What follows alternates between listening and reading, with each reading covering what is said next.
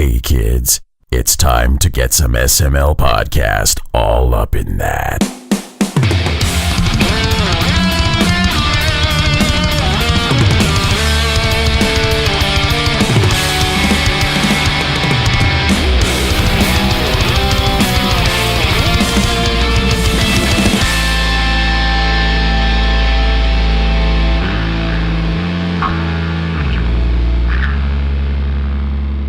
What's up, everyone? This is the SML Podcast. I am your host, Joe. We have another reviews episode lined up for you, and we're going to start things off the way these usually start off. Pernell Vaughan, how are you doing? I'm having a good day, albeit kind of a funny one. How are you, sir? Oh, I'm alive and kicking, which is, I guess, progress. It is progress, man. It really is. Though, I think the thing that I'm laughing at the present, I'm not sure how it's going to take in general, but I still find it funny. It's, I've become a huge fan of shitposting groups. Big fan. Now, I am also a fan of them because I'm just a meme chaser. And a lot of times the best memes come from shitposting groups. Unfortunately, you also get some of humanity's shittiest people in shitposting groups. It's just kind of how it goes. Not saying everybody, because hell, I'm in one. I'm in three, actually. But But by that same token, I'm just because some doesn't mean all. But the thing that I'm currently laughing at is, as you probably know, the big anger talk this week, if it's not political, is about the upcoming Captain Marvel movie. Now, the movie isn't even out yet. No one has seen it except for like press screenings and the like. And of course, even with that in mind, everyone's got their own opinions on it. But this one group, the Always Sunny in Philadelphia group, had a meme that went up about Captain Marvel. And someone said, literally, and I quote, "It's just BS, just bullshit how this movie is forcing feminism upon me." Forcing it. I laughed. I can't. I've been stuck on that statement for like 10 minutes because I just picture a guy with a bat just like whacking this guy. And he like spray painted the word female empowerment all over the bat. Just spray painted the bat. And he's like beating with it. Like, I get it. Women can do shit too. I get it. Stop hitting me. He's like, you don't understand, motherfucker. You gotta get this through your head. Women can be heroes or some shit, right? It's just the thought of it. Like, I'm sitting here, all these people are getting angry. And my only thought is, I like Marvel movies. I've liked damn near everyone they've done so far. Even the shitty ones, like freaking Dark World. And I'm going to see this one too, mostly because I want to learn more about this lady aside from the fact that Rogue stole her powers on the 90s X-Men cartoon. That's it. That is it. Like, forcing feminism. I'm done. Like, I mean, I don't know. Somebody might be like, oh, what the hell are you talking about, man? It's because of the ideology, And my takeaway from that is like, I've seen Schindler's List. And that movie didn't force like genocide on me. It didn't force genocide. I've seen a lot of films that had themes or whatnot in them, and I never felt like any of it was forced upon me. I watch Always Sunny. I don't walk away and go, I feel like a shittier person now. They force shittiness on me. What the fuck? I came into this show feeling positive, like I helped somebody today, and now I walked away wanting to scam somebody. What did they do to me? But that's pretty much where I'm at. Just the thought of someone saying it was forced upon them. Like, this is where we're at right now. But thankfully, there's also video games and just laughing at crazy shit. That's me in a nutshell. And there's a lot of crazy shit in games lately, too. Oh man, I believe it.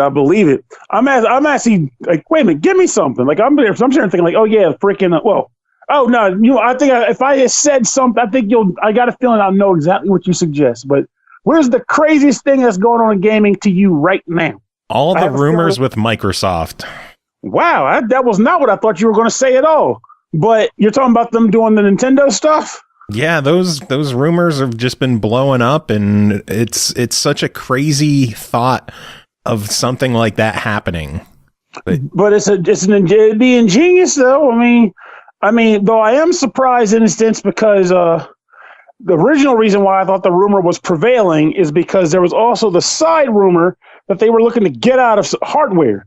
But I thought there was already talks of the next Xbox being in development, so that can't be the case. So the only thing that's left to me is they want their hand in more than one pot, which to me is pretty smart. Because imagine if it was on the Switch right now. Imagine if the Switch Online was being run by Microsoft right now. All the people out there going, oh, Switch is kicking the shit out of Microsoft. Microsoft's like, I don't give a crap. I'm getting their money too. What does it matter to me who's doing what? I'm getting paid. Shit, put it on PlayStation 2. I'll take all your money. Like, that to me is ingenious. It's like, hey, we have our primary pot here, but we also know that one of our best assets is our network infrastructure and the way we set up Live just to work in general. You want a piece of that pie, we want to cut of the profits, and we'll gladly give it to you. But will it happen? We'll see. But I personally would love to see that happen. That'd be pretty crazy. Oh yeah, it would definitely be a nice shakeup in the industry because people are rumoring it, but let's be honest, no one's really expecting it. It's just rumors. So do you remember back in like the Atari and ColecoVision days when they would sell adapters to play the competitors' games on your console? I do not remember that. My dad used to have an Atari 2600 and there was an expansion port on the front of it, and they sold a little dock that would plug into it that you could play ColecoVision games on there. Now that is smart business. Yeah. And honestly, if you think about it, that's kind of how, obviously it can't now because I feel like everything is a lot more complicated than those days, but it makes the most sense in its own right. It's like you go to the store, you buy a machine, and that machine can play games on it, right? But ultimately, the machine is just a way to get the games into your house. And you just want to be able to play those things. So if someone said, hey, I know you have an Xbox and you want to play this other stuff, but you don't want to go and buy, $300, $400 or $500 consoles. I'm getting weird with the numbers, but just ride with it. You don't want to spend that much on all these systems. But if you want to just have one system and an adapter running, we do sell a weaker thing for X amount of dollars. Now, it doesn't let you go to, let's say, for example, PlayStation on the Xbox. It doesn't let you go on PSN for like some of the stuff we offer. But if you just want to play the games themselves, this is enough to play the games themselves. So you don't have to actually go out and buy a brand new machine. It's just enough to get the games running. To me, I think that would be genius. And if you want the full Monty, you go out and buy the full machine. But if you just want to pop a disc in and run a game, no muss, no fuss, that'd be smart if it could be done. Yeah, it'd be cool. It would. It would be it'd be one of those like a shiny world where everybody's hopping along, holding hands, drinking soda, orange vanilla, which I still can't find it. But anyway. It's okay, Pernell. I believe in you. You'll find it eventually. Just as it's getting discontinued, it'll be the last case at the grocery store. I get to hold it, buy, and never refill. It's like, there it is. That was great, man. Whatever. I just want to taste it. I never found the Peeps cereal either. No, never found the Peeps coffee creamer. Never found the Peeps cereal, and I really want those. Meanwhile, chocolate, Crunch Berries is all the rage. Though, admittedly, I haven't seen those since I bought the first box either, so I missed that too. Chocolate Crunch Berries, and they're freaking amazing. That is what Crunch Berries should have always been. It's chocolate Captain Crunch with Crunch Berries in it. Damn. It's just good. It is freaking good. General Mills is losing its ever-loving mind right now in the cereal game. There's Honey Nut Frosted Flakes. Dude, those are so good.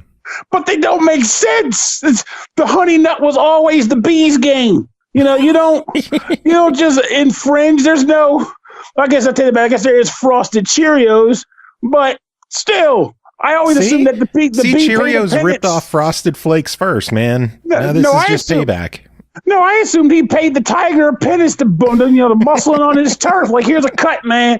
You want to frost those O's? You're going to pay the man for it. And he's like, all right, gotcha. I don't want no business trouble. And that was it. It worked. And then now all of a sudden, they're just crossing too many I's and dotting too many T's. It's getting ridiculous over here. I can't even tell my damn cereals apart anymore. There's Frosted Flakes and Lucky Charms. What is that? Yeah, that's a weird one. It's a very weird one. It doesn't make sense. Like they had that one for Gay Pride where it was like everything in the box. And that was awesome because of the fact that it was just like, we just gave you everything that came off of the conveyor belt that fell into the vat and boxed it. You can eat this. And I'm like, yes, I want to eat that. I want to eat it. We swept the floor and just poured it in boxes. Poured it into boxes. And I'm like, eat that shit. I'm in. And then, once Frosted that was Flakes over, and Raisin Bran and nails and shrapnel. Like, what is this? Who thought this up, and why do I want it? I really want this. And then after that, I was like, okay, the novelty's worn off. Let's get back to the normal cereals. Oh no, we've had a taste now. We can't go back. We gotta Frosted Flake those Lucky Charms. We gotta Rice Krispie those Fruity Pebbles. Like, what? Why? Who? I don't even know. Breakfast has lost its ever-loving mind, and that's that. It really has. My taste buds are so damn confused as a result. I'm waiting for like actual sausage to show up in my freaking Frosted Mini Wheats. Jesus. Pork flavored Frosted Mini Wheats. Eat up. Pork flavor. It's gonna happen. It's coming. It is totally coming. Oh my God. You are in a groove, Pernell. You are in an absolute groove right now. That's right. Shake, shake, shake. Speaking of being back in a groove. Oh, dear God, you bastard. But that was very smart. That was a well done move. Speaking of being back in the groove, we're talking about Cool in the Gang. Oh, shit. Hell yeah, man. No, we should probably get to the games that we're here to talk about, huh? We probably should. A man can't live on Frosted Flakes alone. Frosted reviews. Kellogg's Frosted Reviews. Honey Nut Frosted Reviews. Watch out now. We're going to get sued. Hold on. I'm going to write that down. That's the title of the episode now. Honey Nut Frosted Reviews. Honey Nut Frosted Reviews. It's the best. What the fuck is wrong with us? We're having great time. That's all it is. That's what it's all about. Oh, God. I'm losing it over here. That means I'm doing my thing. I would say let me take a sip of my vanilla orange Coke, but I don't have that right now. You ran out? No, I'm drinking blueberry Diet Coke instead. Oh, that one. Well, how is that pronounced anyway? Is it a Kai, Asai, Akia? I don't even know. I have no fucking clue. I thought it was acai, but I don't know.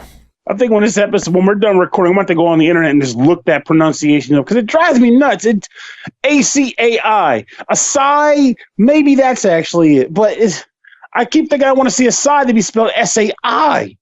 Like, like the weapon, Raphael. He's a rude dude. And his brother's a party dude. You know the jingle. But it just I can't. I feel weird calling it Asai just because I expect to see it spelled differently.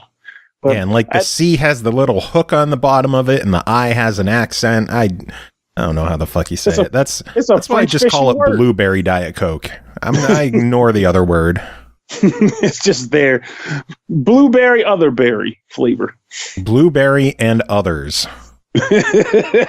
Or blueberry plus. Blueberry plus. It could be anything, even a word I can't pronounce. Speaking of two things being together, we're going to just make you loop back until you say like every possible thing that you can use to lead into it. Speaking of two aliens walking around the surface of a planet.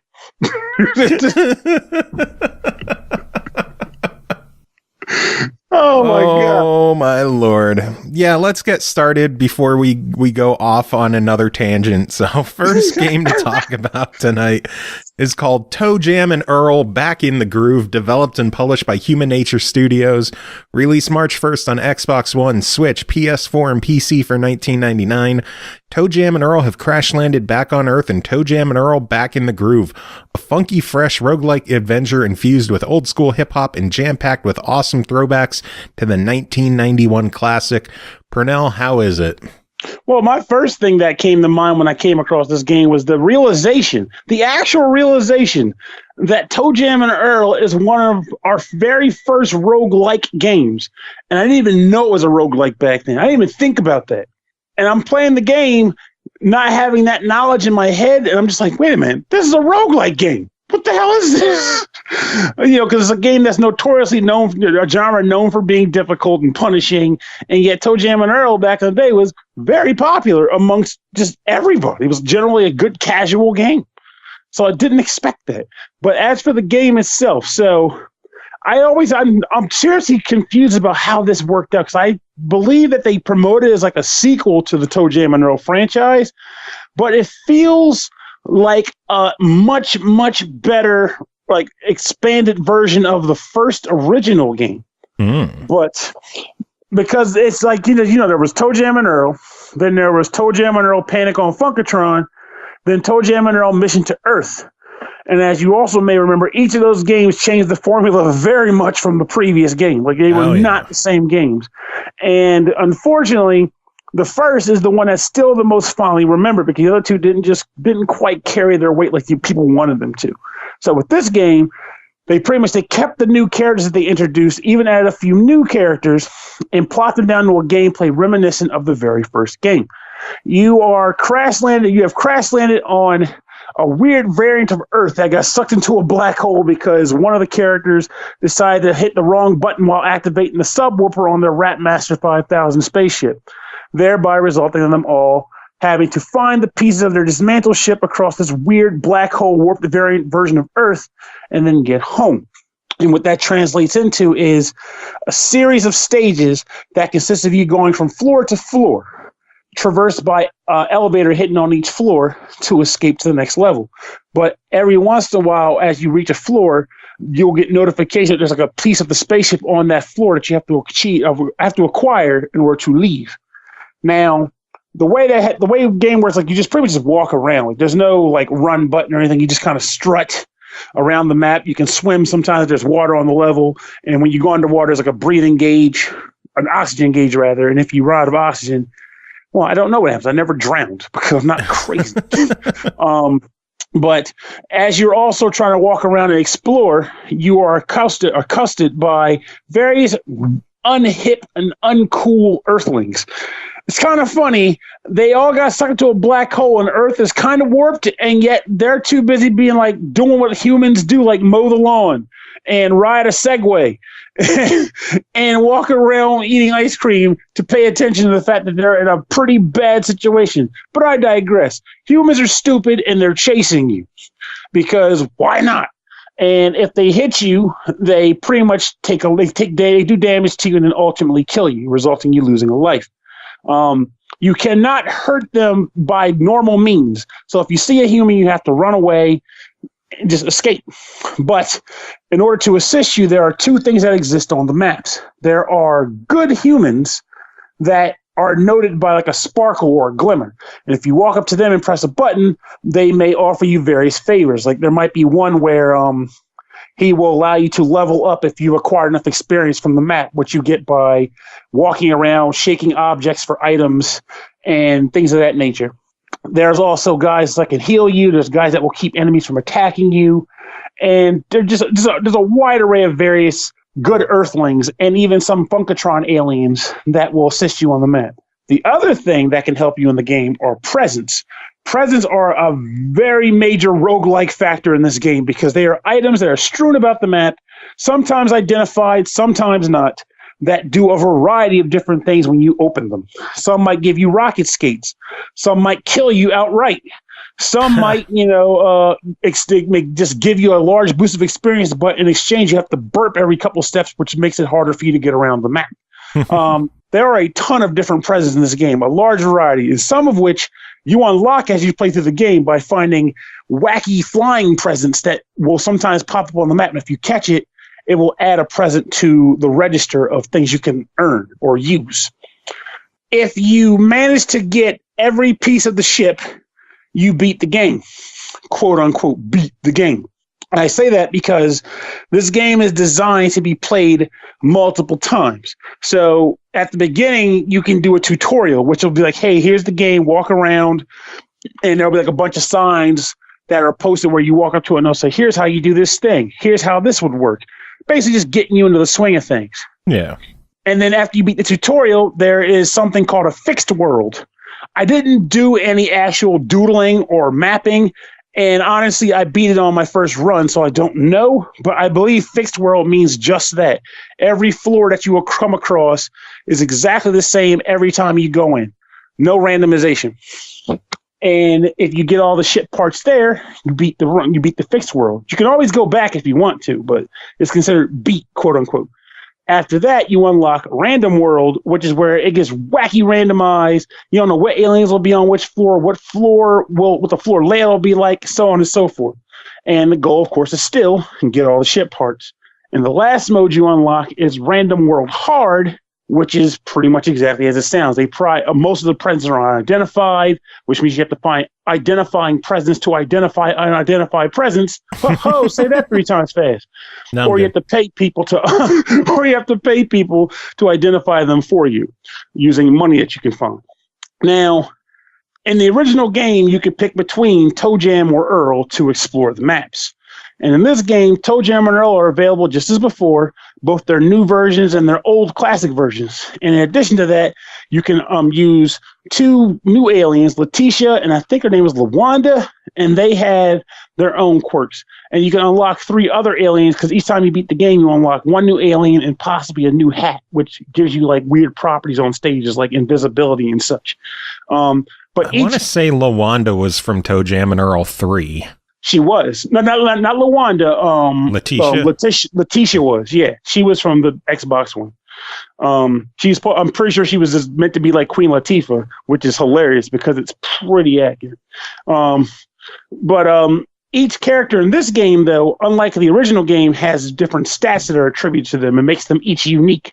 So I don't remember all the stat types. There's like present, like quantity, so you can how many presents you can carry, your hit point bar size, your luck factor, and basically opening presents that are broken without them exploding on you, stuff like that. And in addition to that, they each start with their own set of items that you can come in from with the start. Like one might start with skates, one might start with Icarus wings, and then they also have like a sort of perk. Like Letitia does more damage when she throws tomatoes at enemies. Those tomatoes being a present that you can find. And if you find them in like a form of a slingshot or tomato rain, that's how you can damage enemies in the game. So that is pretty much the game. It's a good game. The only real fault that I had with it, and this is a corny one, but hopefully something that they patch in later, when the interact button in the game is one button. I don't even remember which one it was. Whichever one is on the right side of the controller. I play games by feel now than what the letters say, to be honest with you. But the interact button is also shared with the item use button.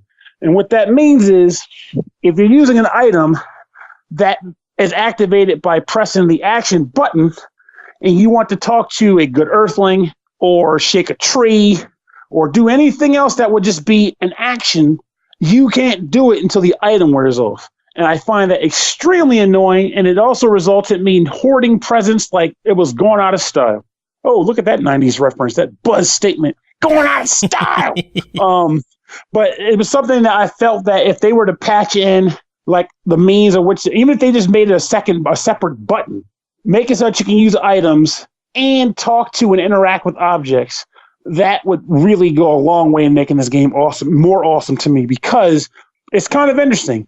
I wasn't a huge fan of the original ToeJam and Earl. I mean, I liked the theme of it and all, but whenever I watched people play it, because I was a Super Nintendo family, we never bought ToeJam and Earl.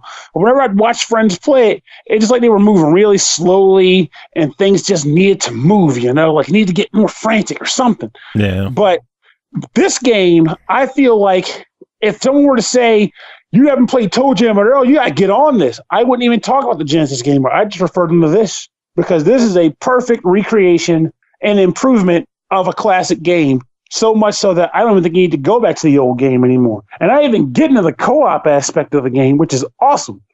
2 friends, and I think 4 online, can actually explore together to find all the shit parts and get off the map, which can result in a fair bit of chaos when you're all trying to escape humans and figure out where each other are to get to the elevator and get off the map and all that stuff. It's just a genuinely good game. How good is it? Macaulay Culkin put money into it. That guy did. You know, I mean, what is the like? But yeah, they're back in the groove and then some. Well, then $20 on it. What's your verdict? I think it's an absolute worth it. Buy it. I already did. Oh, you cheeky bastard. Yeah, I saw it release and I didn't even wait for a review. I'm like, I'm buying new ToeJam. I have to. ToeJam and Earl. I also like their voices for some reason too. Hey, just, yo, Letitia, what you doing, girl? Man, ToeJam, you better get out of my face. Oh, snap. Damn. Love it. A weird thing, but a great game.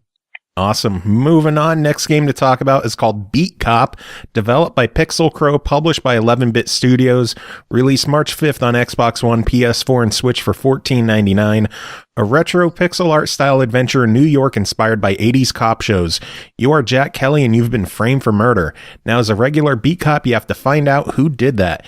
Expect thick crime story, a lot of black humor, and all the other things you can find on the streets of Brooklyn. Pernell, tell us about Beat Cop. Beat Cop is going to appeal to a very niche audience, and I don't say that in a bad way at all. In fact, I think that's part of the game's charm, is it did its own thing, and either you like it or you don't. But the lead into what it is pretty much exactly as you kind of described. It is meant to sort of carry on a lampoon feel of classic 90s cop films, which includes the language and like the gruffness that those movies carry with their cast members. Your main character was originally a detective. He gets framed for jewelry theft from a high-ranking senator's house. And of course, being that this guy is a senator, he wants blood, and he uses his power to get the law enforcement agency to bump you down to pretty much literal beat cop, as in the title. And your job is pretty much to be like one of the lowest ranking members of the police force and walk up and down the streets of a specific New York block and hand out parking tickets. The game is bigger than that, but that is the way they definitely start the game off. And it actually feels weird because the game's first mission, after you kind of walk around and learn the neighborhood, is pretty much, hey, you need to ticket 5 cars today, which means throughout the course of a game day that runs in not real time, but in the game world's time, you have to ticket 5 cars with a button. Like as you walk up, press the button, you have to know what you're ticketing them for. And if you ticket them for the wrong thing, you will draw complaints. So you have to actually be like, oh, they're parked in a bad spot. And then once you ticket them and leave the thing, sometimes someone will run up and say, no, man, you can't take my car. You can't give me that ticket. And they'll try to talk their way out of the ticket. And you have to either be like, nah, man, get the heck out of here. I'm ticketing you. Or what's in it for me? Like, yeah, a $20 bill. Yeah, I'll pocket that. And it's surprisingly funny. Like, I actually got a lot of joy. I go, oh, yeah, I see that car badly parked. I'm going to ticket that bastard. And sometimes you got to ticket it for other things like, bad tires and things of that nature. The game will pretty much tell you each day, which is what we're ticketing people for. Now, that may sound rather boring, but I can assure you that it is not. Because in addition to doing that, you also have to kind of keep peace on the neighborhood block, because there are 2 rival gangs, the Italians and the Darkies. I'm saying that because that's what the game actually calls them. So that's another aspect of the game. Like, you have to come in knowing that you're getting some kind of interesting, colorful, quote unquote, humor. But you're basically dealing with 2 rival street gangs. And there's of course, like every once in a while, they might want you to do a favor for them. And you're trying to balance favor between the 2 street gangs, as well as the legitimacy of being on the police force itself. You are going from different stores on the block, getting to know the vendors and the owners and helping them keep the peace as well. Like sometimes someone might say, hey, oh my God, someone robbed this store. And you'll get a call on the radio saying such and such porn shop got robbed. Get down there, stat. And you have to actually run down the street with the stamina gauge draining as you do it. Try to catch the guy and handcuff him in the middle of the street. Call the cops, take him away. Stamina is a limited product. If you overrun and overexert yourself, you will get tired and you won't be able to run anymore. And how do you get your stamina gauge back up? you buy hot dogs from a street vendor. And it's glorious because you have to walk. I was like, "Oh man, give me a hot dog." I was like, "Here you go, $3, man." And you pay for the hot dog and you eat it. The game is oddly enough overwhelming, but it's intended to be. You are not supposed to be able to do everything that the game throws at you.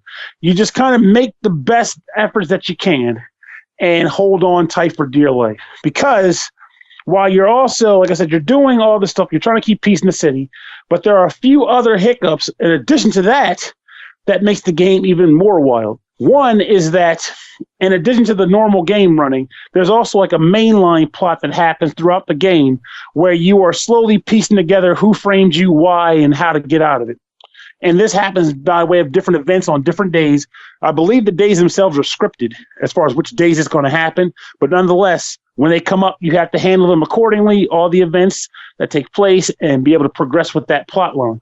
And if you don't, unfortunately, I think the trail runs cold and brought it up, bomb, done. Another thing that factors in is apparently your ex-wife is bugging the police sergeant about you paying alimony. And unfortunately, your police chief is also a complete dick who hates you. And he's like, "Look here, bitch, get that money to that woman so she stop nagging me or you're fired." So every couple of days, you also owe alimony payments. Payments that actually increase.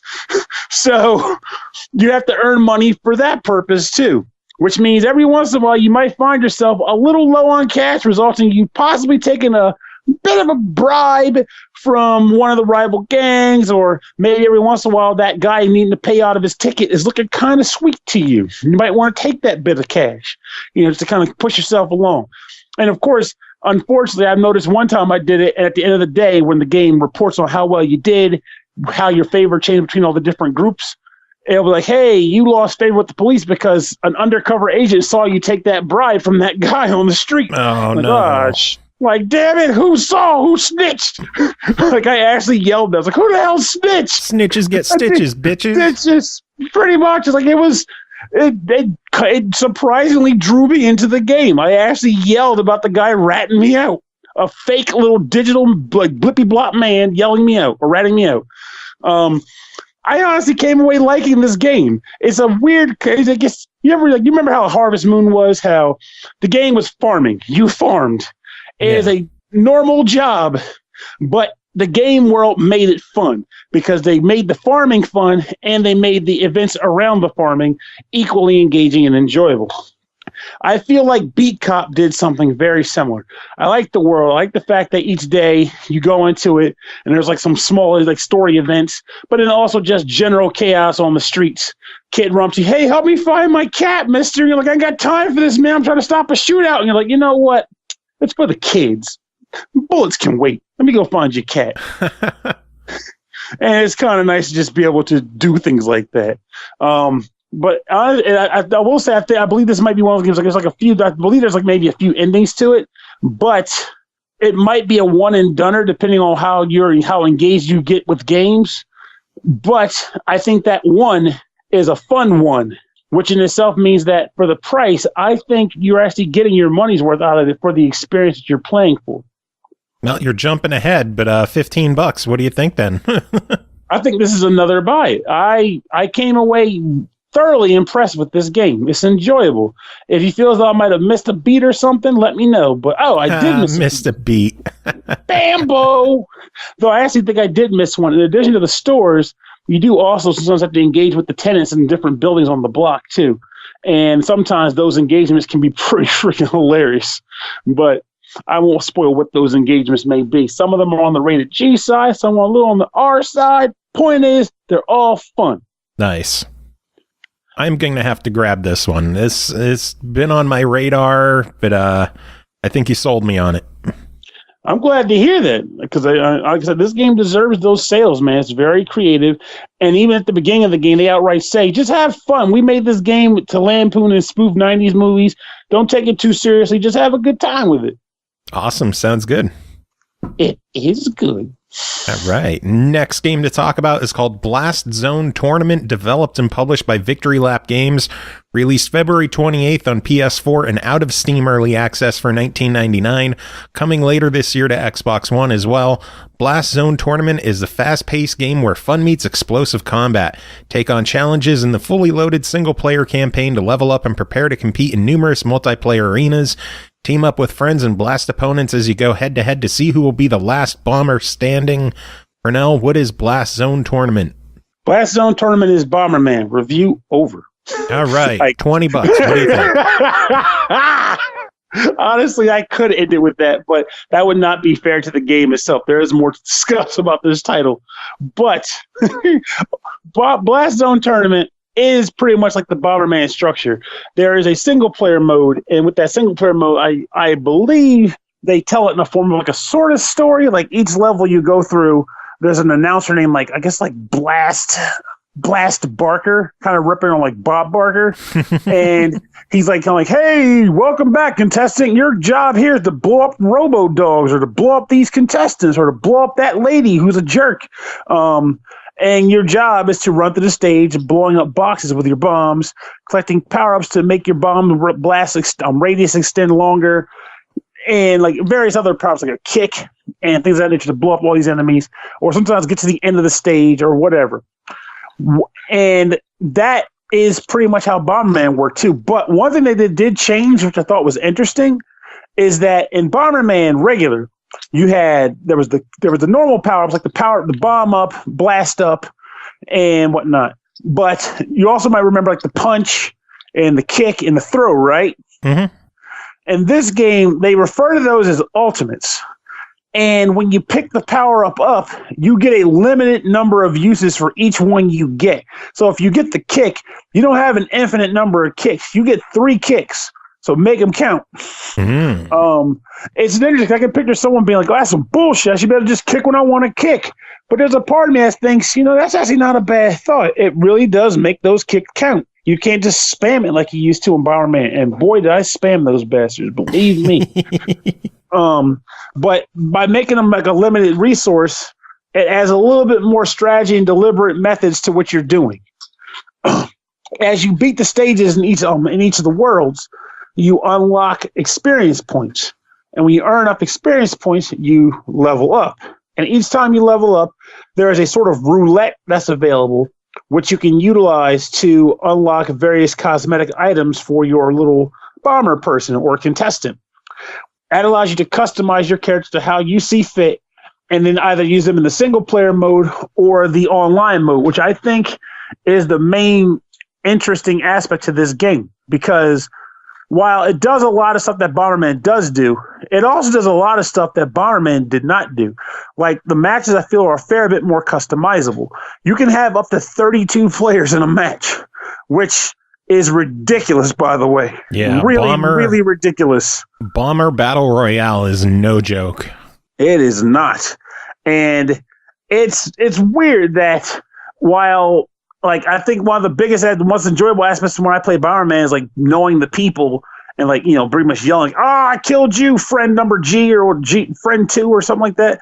I will say that when you're playing with that amount of like strangers and that amount of chaos, it's still really enjoyable, albeit again, very chaotic, because 32 people on the screen triggering bombs at the same time is nuts. But there's a variety of different modes you can play. A number of them are very Bomberman-esque. Like there's the blast, there's the paint mode, which they refer to as blast in this, where the goal is to use bomb blast to paint the map your color. There is team mode, where you just team up to kill the other players.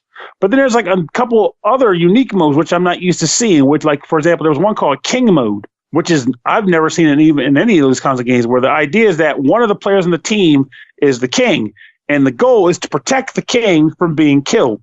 The king cannot drop bombs. He can only pick up and he can only throw bombs. And I think he can kick them, but he can't place bombs himself unless he's the only player left on his team. Oh, that's cool.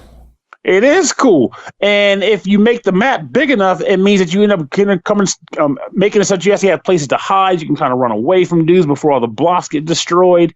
It makes for a different way to play the game, a way in which that I've never experienced before. Just the general sense of keep away. I can't actually defend myself, protect me.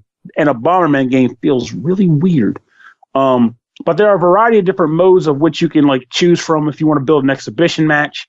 You can increase or decrease the size of the map, either from like the traditional classic size of a map to like 32, like 32 by 30, not 32, it was like some crazy, like 21 by 21 grid, which is really large. Damn.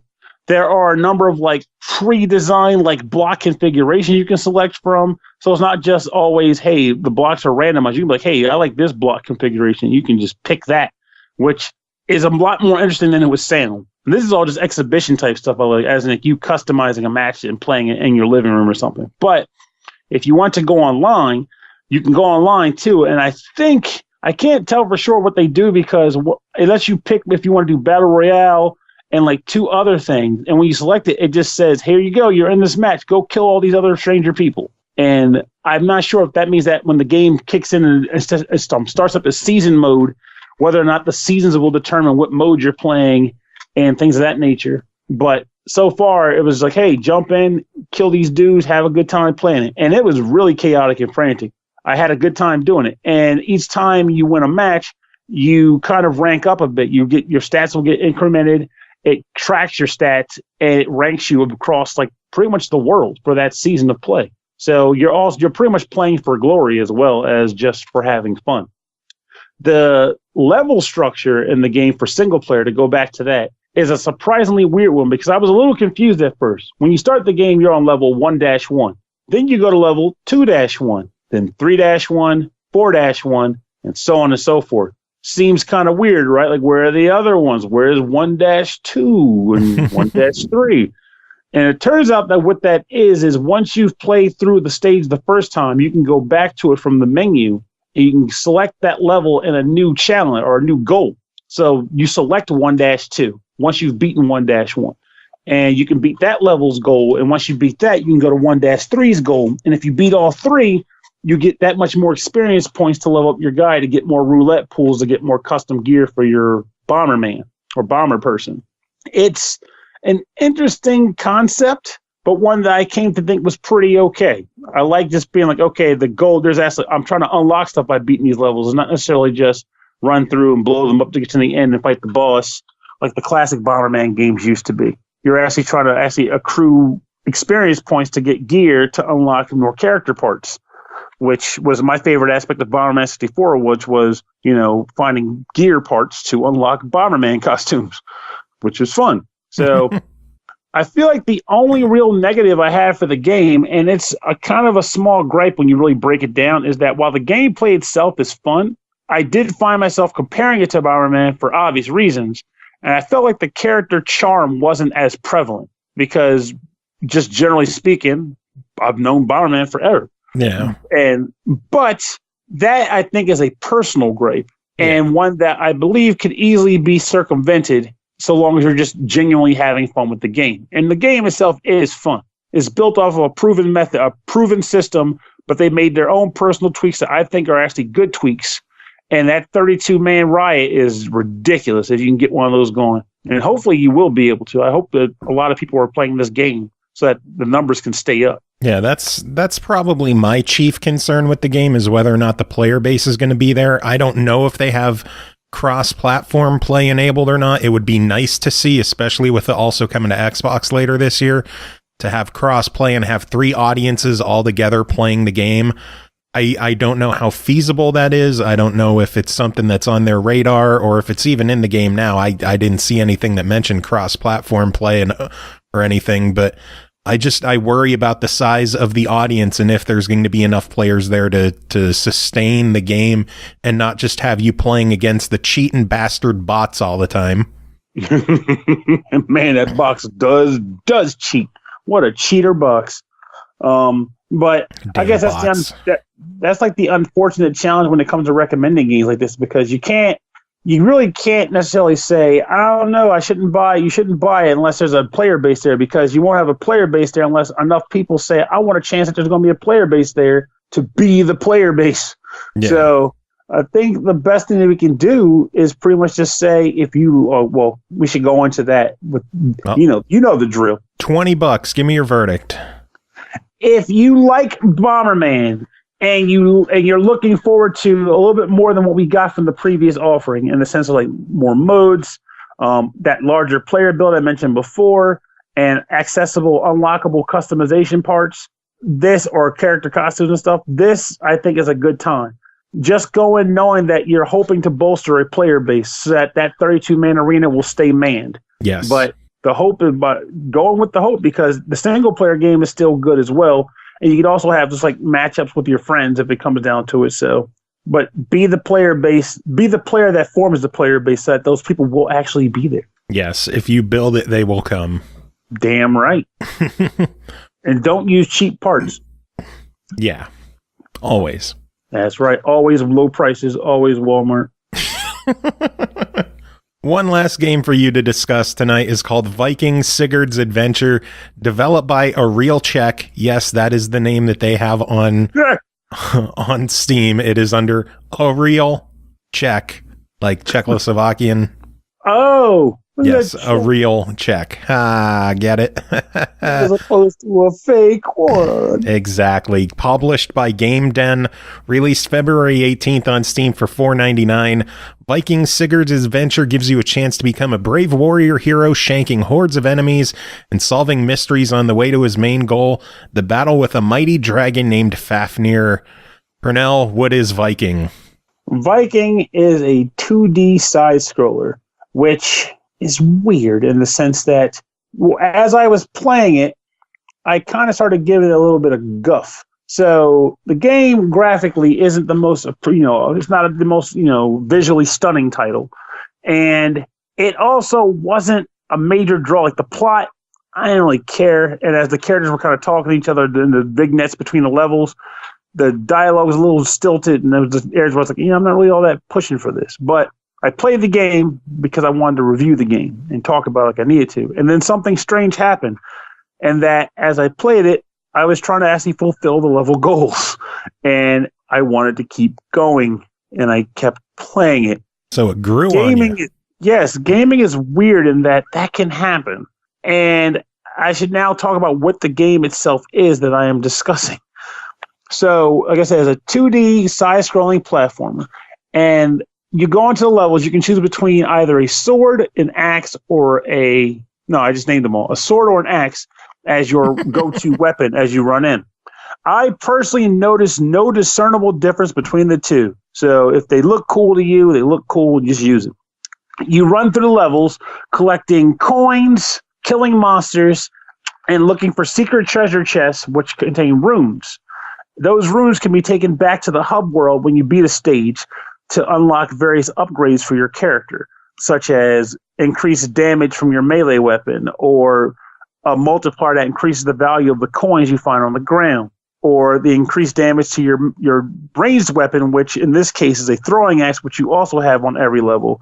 You start out with only be able to carry 2, but as you level up that throwing axe option, you can carry more than 2. You can carry up to 4, 6, possibly even 8, but I got cheap and stopped at like 6. So as you unlock the different, upgrades to your character, you pretty much just, I shouldn't even say it, not so much as you unlock, blah, blah, blah. One of the upgrades you can buy also with your gold coins, as opposed to runes, is advancements on your throwing axes, your axe, and your sword. But like I said before, the sword and the axe, I think, are just cosmetic things, and as you level them up, each one of them, the weapon trees have the exact same damage output. So the second level sword does 12 damage. So does the second level axe, up to like 18 or 20 on both trees. So I don't get why they did that. However, the throwing axe does have its own growth and its own power. And since it, again, is your ranged weapon, it is worth upgrading that along with one of the 2 melee weapons for sure. If you would like to, in turn, also buy more coins or more runes, you can exchange one for the other at the shop. You can exchange 1 rune for 100 coins or buy 1 rune for 400 coins. What that says to me is why the hell you would buy a rune is beyond me, considering that they show you right there and what the exchange rate is. Like, why the hell would you even do that? But I digress. The game itself, like I said, it's It's not much to write home about, but it plays solidly. It plays fine. You go left to right, you can jump. There's a double jump. When you attack monsters, whether they be flying or ground, you can stab at them. You can throw a melee weapon in, or you can kind of do like a jump stomp. You can only stomp them once and then lay on the ground, or you'll take damage. So you can't be like Mario stomping 1, 2, 3, 4, 5 and kill them. You have to stomp once, hit the ground, and try to stomp on them again. Yeah. And each level, the goal is there's like 3 little champion, like my thing, my usual rant. Though admittedly, I've had to use this in a long time. Every stage has 3 stars. Oh no! that you can fulfill. One of the stars is killing all the monsters on the stage. The next star is to find every coin, and the last star is to find every rune that's hidden on the stage. And if you go back to the level, you can actually try again. If you get to the end, you're like, oh crap, I missed 1 rune. The game will note that you only missed 1 rune, and it will only require you to find that 1 rune to get the goal. Oh, that's good. Unfortunately, though, it doesn't apply to monsters. So let's say you got a rune, and the game doesn't make you get it again, but there were 3 monsters on the way to that rune, and you didn't complete the monster goal. Well, guess what you're going to go get anyway, because you got to kill those 3 monsters to fulfill the monster goal. So basically, I almost like the most important goal to hit is the monster one, simply because of the fact that no matter what, it doesn't really keep track of how many monsters you have to kill them all each time in order to get it. Challenge in this game, it's there, but it's minor, to almost to the point of non-existent, because there's no penalty for dying. If you die, you go back to the checkpoint, but everything you've killed leading up to your death is still dead.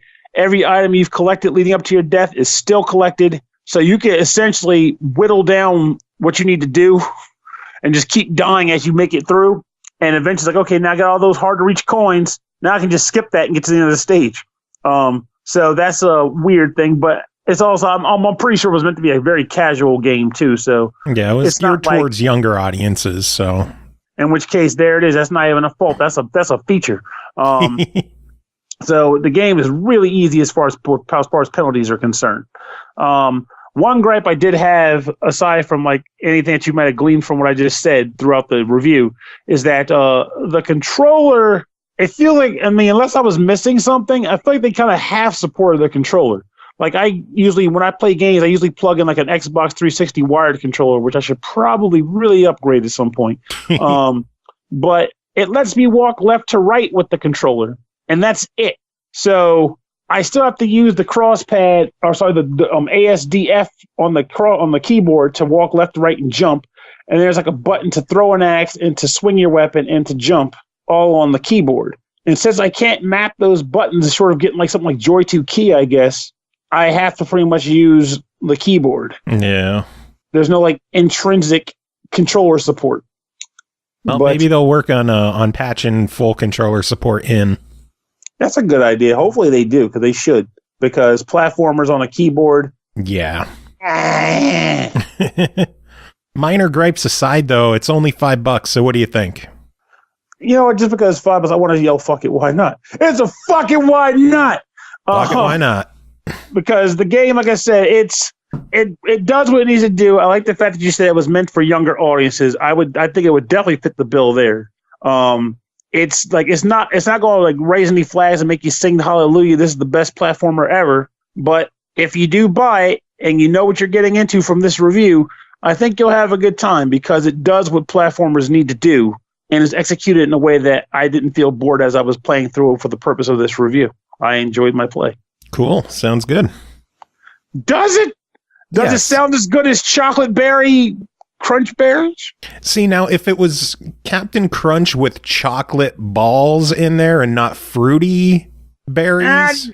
No, that ruins it. No, it has to be chocolate with berries. Think of it like it just seems weird to me. No, think of it like chocolate ice cream with strawberries, or chocolate or strawberries dipped in chocolate. You know, that idea. All right, I see that. Like, that's definitely, I think that was definitely the vibe they were going for with that product. And it works. I'm telling you, it's tasty. If they're still out there somewhere and you see them, you buy those bitches. I'll give them a go. If I see them, I'll give them a go, just for you. Yeah, man. And if I see orange vanilla Coke, which I probably won't, I'll buy those too. You know, I'll drink one just for you. just for me. Yeah. If I think hard enough and dream hard enough, I can taste it while you drink it. I just want orange vanilla Coke. I just want to try it. Oh, man. Pernell, it's always a pleasure having you on chatting. Do you have any final words before we move on? Not just keep playing them games, enjoy life, and winter is almost over. Thank freaking God, because I can't feel my penis. All right, moving on, we've got our good friend Chris Taylor joining. Chris, how are you doing? Hey, doing all right. How was your weekend? How was my weekend? What was my weekend? Largely, it's just been cleaning out my room, especially the closet, because my girlfriend's moving back to America after a year in Japan, and so she's gonna have a lot of stuff. So I emptied out the closet, and now I'm trying to find homes for all these boxes of mail. Oh boy. Things like that. Yeah. So, that's the boring news of what I did this weekend. Pretty excited though, because today actually I found out that my physical edition of Reverie on the Switch is being shipped out. Nice. Yeah, I like that game so much that when Play Asia announced that they were doing a physical edition, I was like, I will take it. Nice. So yeah, looking forward to jumping back into that one. What was that one about again? I forget.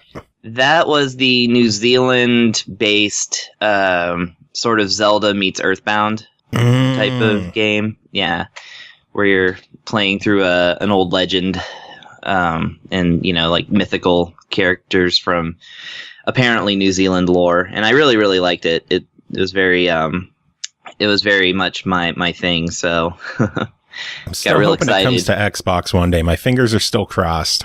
I hope. Yeah, I mean, I don't know if this physical version's all sold out, but I hope so, because I hope these guys do well. I always really like to champion little games like this, because I always, A, want the developers to be rewarded for their work, and B, I want them to make more. So I always tell people, go out and buy it. That's a good way to do it. Yeah. But speaking of Zelda-style indie games, we should probably get on to what we're here to talk about. Yes, indeed. First game that you're here to talk about is called Anodyne, developed by Analgesic, and I hate this word so much. Analgesic Productions, is that how it is? Yeah, I think it's analgesic, but I think you're as close as you can get. I always stumble on that word, always. It's such a weird word.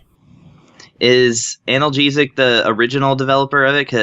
Yes. Okay, because I know it was originally developed by two, I think, Japanese people, like at the end of college. And, I don't know if they're Japanese or not. They were on the show and they didn't seem Japanese, so maybe I'm wrong. Maybe not. Maybe I and Wikipedia are wrong. Let me look again. I don't know. This is what I get. This is what I get for researching things last minute.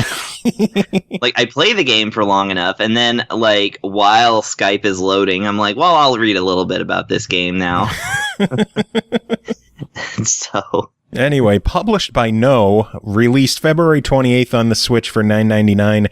In this unique Zelda-like game, explore and fight your way through surreal and creepy nature, urban, and abstract-themed areas in the human young's subconscious, evoked by a 16-bit era visual style and a moody, dreamlike soundtrack.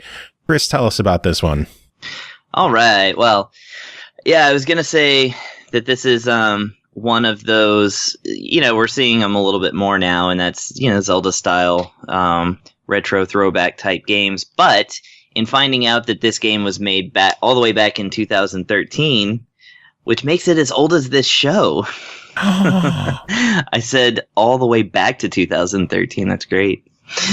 It means that it kind of predates all of these other ones that we're seeing, and actually, yeah, I was interested, like, not knowing the nationality of the developers aside, I was pretty interested in some of the facts about it, that, they developed it basically in college, that they used the Pirate Bay to get it upvoted to get greenlit on Steam, however that works. That's interesting. I was like, the Pirate Bay. I don't think I've even like heard about them since 2013. Like I don't even know what they're up to now. But anyway, I'm sure they're still BitTorrenting like crazy. Maybe. I don't know. It's one of those things like, you know how Napster became like a legit music site? Oh yeah. Really didn't do well.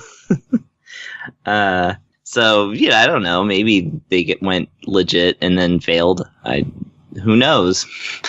I don't even have the internet in front of me. Anyway. Yeah. Anyway, back to the game. So Anodyne is it's a game that stars a. Actually, I don't know I don't know anything about Young. It stars a person named Young, who appears to wear glasses and a white hoodie, has kind of shaggy hair, but it's 8-bit style graphics, so that's all you're going to get. What we know kind of outside of the game, because the game doesn't really divulge this within its dialogue, is that he is in an unconscious state or subconscious state. So you're basically going through a dream world, and therefore it is kind of surreal. And they definitely, for the soundtrack to this one, they borrowed a little bit, I think, from the Hip Tanaka side of Earthbound's soundtrack. That is to say, the really atmospheric, sort of droning, bending notes, things like that. I found it nostalgic, so I kind of appreciated that. It's not over the top. This game is subtle to the point. It's like subtle to the extreme that sometimes you just don't know what's going on at all. But what I do appreciate about Anodyne is that it also has a sense of humor, and I really appreciated some of its jokes. And its jokes are very dry, subtle things. Like, there's some absurdity in the sense that like your weapon is actually a broom, and it's just the one thing you find. And when you show it to the wise old sage, who's kind of tutorializing you through the first part of the thing, he's kind of like, really? A broom? That's an excellent weapon. He's like kind of side-eyeing you a little bit. And yeah, so like, and I was like, well, okay, broom until I get through the first dungeon or something, and then they'll give me the real thing. And no, I've still got the broom. I'm a few dungeons in now, and it's still there. And the trusty broom. The trusty broom, and I appreciate that, as I say. The point of it is basically to go, like Zelda, you explore and, come across a dungeon, and then once you get through the dungeon, it gives you a key that takes you to another area of the map where there's another dungeon and another key. You fight bosses, and then there's a system of collecting cards, which are found in treasure chests. In fact, the game is very minimal on items that you can use or have any sort of real function. So most of the treasure chests in the game will contain just playing card, basically like character cards, I guess you could say trading cards. Mm-hmm. For the different enemies that you fight and different characters that you meet, which again are pretty sparse. But once you collect all the cards in an area, it lights up a light on top of a portal that, the whole world is connected by these shortcut portals that, it's kind of like, oh God, I know it's one of my favorite games and I can't remember, but like something like Soul Blazer or like, any one of those Super Nintendo games where they're like, you can go back to this area by jumping through this. Yeah. And, so you have the central hub and then all of the branches and such that you unlock. Funny enough, that actually reminded me a lot of Blossom Tale, which is another Zelda-like game that I reviewed last year that I really loved. And so apparently, there is a point to collecting all these cards, because sometimes you get to an area and it's like you need to have 4 trading cards to continue. And once you get the 4 trading cards, you can get up in there and get a reward, which in the first case, the 4-card area was an extra life thing. It gives you life shards, I guess you could say, that function basically like hearts in Zelda. A little fairy comes and gives them to you. Actually, like carves them out of the blackness of the outer screen, which is kind of funny. Oh man, and one more Zelda gag that I loved in this game was just seemed to be apropos of nothing. I ran across a merchant who was sitting, on a rug, and he had his 3 items in front of him, exactly like a Zelda game. And when you talk to him, he's just complaining about how he needs a box so he can haul his stuff around. Because and then like you look at the items, and he's like, you can buy bicycle clip shoes, which will help you be faster on a bicycle, which you don't have. And it's like they're $499.99. And then you can also purchase, it's like, upgrade your weapon to a gun, only $699.99. And then like the other item is a bag so you can hold more money.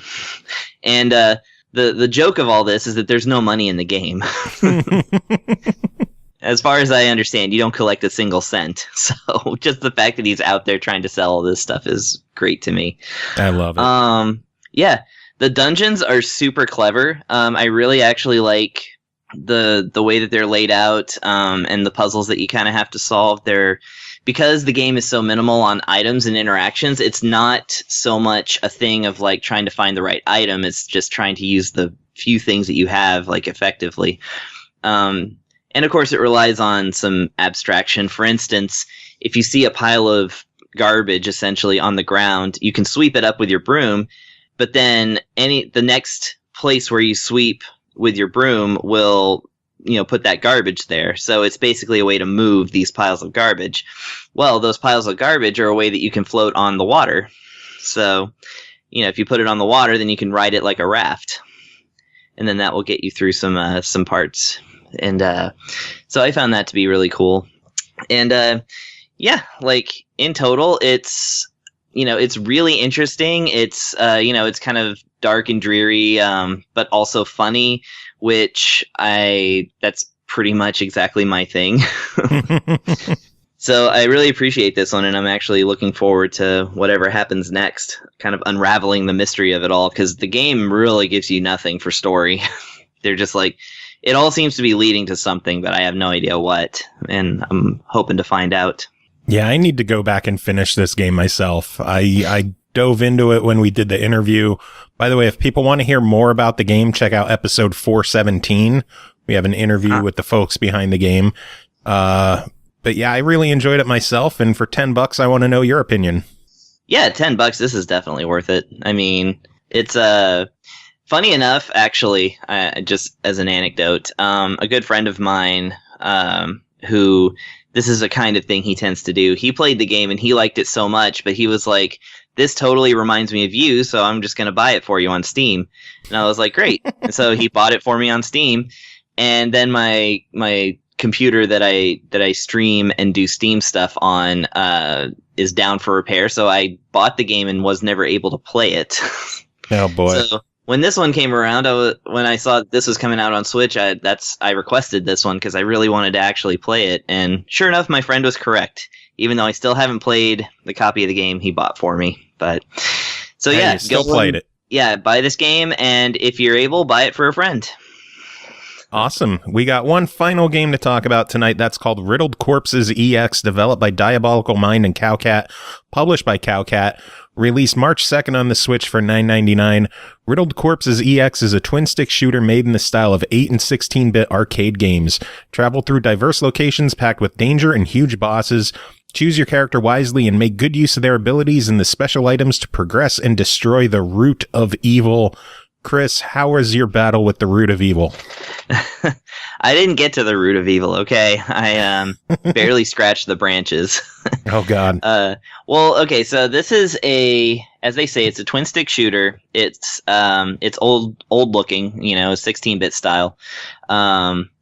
So the thing about it, though, is that it's pretty high on the difficulty. However, and of course, it starts you over again at the beginning of the stage, unless you beat the entire stage, and then you can choose which stage you want to start on.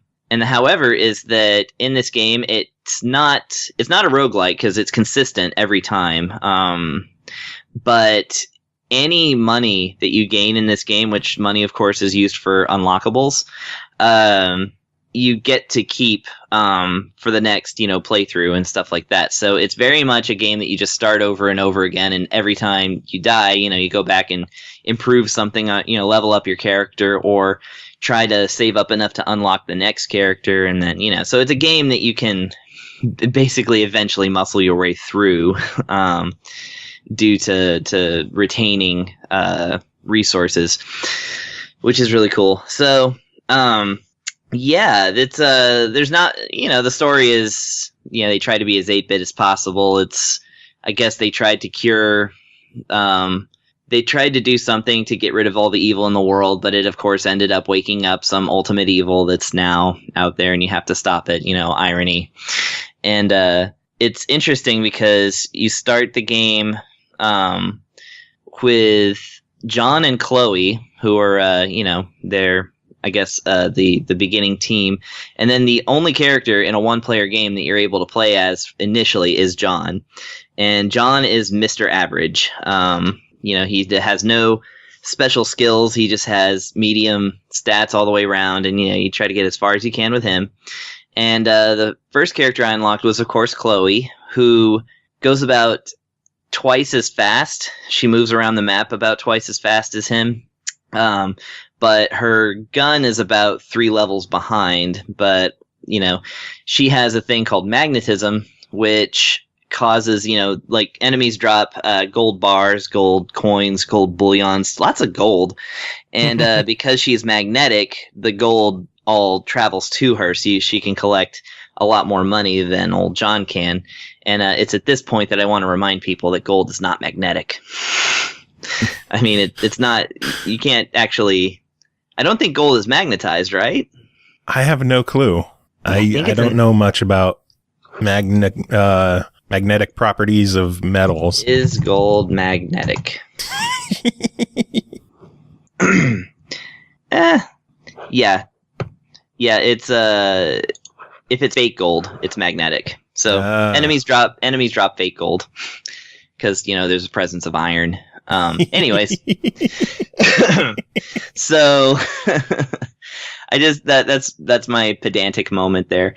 And then once she gets enough money, you can unlock a character that just collects twice as much gold, and then that character can then, or whatever, you can collect the maximum amount of money and unlock one more character. And then, of course, with the maximum amount of money, you can unlock then 2 more characters for a total of 6. I found it interesting. 2 things that I found interesting was that the last 2 characters that you unlock, presumably when you're far enough in the game that you're able to collect 10,000 gold pieces. And in the first level, gold pieces are in increments of 1, 3, 5, and 8. Occasionally 10. So that's how slowly you're collecting money. And these characters cost like 10,000. The 2 characters that are on the actual title screen are the last 2 characters you unlock in the game, and they seem to have nothing to do with the story. So I'm kind of curious. Maybe they just put them there because they're the sexy girls. Anyway, I wanted to also point out that one of their names is Norm. Oh boy. Just Norm. So I found that interesting. The game doesn't offer any info on these characters or anything like that, so I was just kind of like, what's going on here? But no, I've actually I've got the 2 characters so far, and I've been playing this game. This game, so once you start actually playing, they send zombies after you in waves. Now you're able, it's basically one screen initially that you're where you play against a wave of zombies, and the wave of zombies has an HP bar, and the more zombies you destroy, the more the bar goes down, and then once it's down all the way, then you just sort of the camera starts to move towards the next static area, and you kind of walk and shoot and get the zombies going. Of course, your left stick moves you, your right stick just streams a constant fire of bullets that never run out, of course. And they have a couple of different power-ups, exactly 2. And that is they have a time stopper and they have a bomb. a screen clearing bomb, which is really all you need in this kind of game. But I noticed that for both items, it's like they mapped them to the Y and the A buttons. And I was like, you can't map things to the face buttons in a twin stick shooter. You just, when you've got a horde of zombies coming after you, because these guys, they pile on the zombies. This game is never wanting for zombies. they're just constant streams of zombies coming after you. It's incredible. It would easily burn out an NES, which is why I'm saying this is a 16-bit game. So, the cool thing is, though, that I soon figured out is that also the shoulder buttons work for the special items. So they completely fixed that problem, and I'm very proud of them. It also has a toggleable CRT mode, which, as we know, not you toggleable. Love. I love it. I love to throw it on for 5 seconds and then turn it immediately off. I also, another touch that I love that's also absurd, which this is what caused me to research this game, because I was like, this game has to be an older game that they've, added some features and then released, because the EX, for one, makes me think that. The other thing is that you can choose from 2 styles of soundtrack, and they've got the original quote-unquote soundtrack, which is, it's kind of 8-bit synthy, with a couple of, more modern sounds, but still definitely like that kind of synthy 16-bit-ish sort of soundtrack. And then you can put on the quote-unquote new soundtrack, which is just strictly like NES-style music. Like, it actually sounds much older. So it's like you get to choose between 2 basically different versions of chiptune for the soundtrack. Both of them are good, by the way. That works.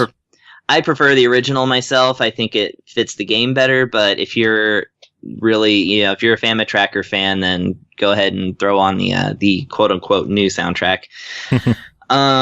So yeah, basically, you run around these hordes and waves of zombies. You can destroy cars and flaming barrels and, just different things to basically light big groups of enemies on fire. Actually, if you blow up a car, it sets everything on the screen on fire.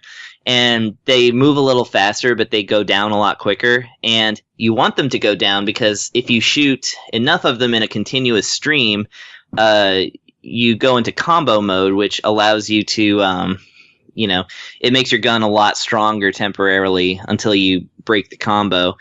And that really helps things along, especially in the boss fights and stuff. Because boss fights and mini boss fights, they don't stop sending waves of zombies after you. You just have to deal with a boss in the middle of all of them, which is amazing. And yeah, some of these bosses can get up to about half the size of the screen, and they're moving after you, and you have to get around them. So nice. You really, yeah. And the bosses also have bullet hell style bullet patterns that come out at you. So it gets really intense, this game does. All this to say, again, and you have about, I think you start with 3 lives. So if you get hit once by anything, it loses you a life. And if you pick up a med kit or purchase a med kit before you start the level, then you get extra lives, but it's just extra hits. So essentially you get 3 hits. And if you get game over, then you'd start at the beginning of the level, and you retain your money, so you're able to power up your character. And when you power up your characters, they really power up. So I really appreciate that.